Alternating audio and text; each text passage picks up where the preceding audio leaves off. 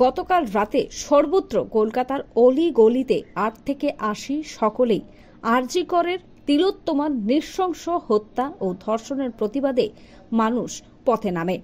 বিচারের দাবি চেয়ে ঢাকুরিয়া কাকুলিয়া গেট থেকে হালতু রামলাল বাজার গরফা পর্যন্ত সকলে প্রতিবাদ মিছিলে সামিল হন।